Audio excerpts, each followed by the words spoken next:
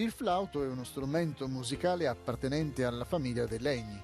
Anche se non è chiaro quale strumento musicale moderno corrisponda alle terminologie antiche, molti ritengono che il flauto sia quello corretto o perlomeno quello che più si avvicini.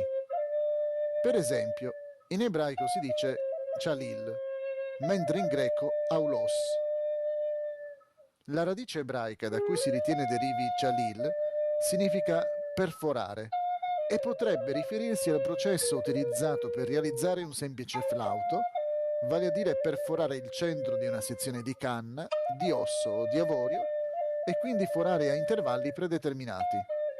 Le iscrizioni egiziane indicano che in quel paese esisteva una varietà di strumenti simili a flauti. Uno di essi era tenuto in posizione obliqua, appoggiando la bocca da un lato dello strumento. Esisteva anche un flauto doppio, su cui la bocca era appoggiata all'estremità delle due canne. Sembra che il greco aulos fosse usato per indicare due diversi strumenti musicali, quelli che utilizzavano un'ancia nel bocchino e semplici canne simili a flauti. Forse chalil era un termine generico per indicare tutti i legni, come succede oggi con i termini inglesi brass, ottoni, e woodwind, legni.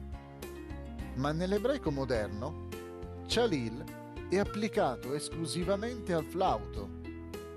Da qui la tradizione ebraica che afferma che il termine chalil originariamente indicasse il solo flauto. Il flauto era uno degli strumenti musicali più popolari. Veniva suonato in occasioni gioiose, come i banchetti e i matrimoni. I bambini giocavano per le strade suonando il flauto. Tale strumento però era presente anche nei momenti tristi. Le persone in lutto assumevano professionisti per accompagnare con il flauto le musiche sia durante le veglie che durante i funerali.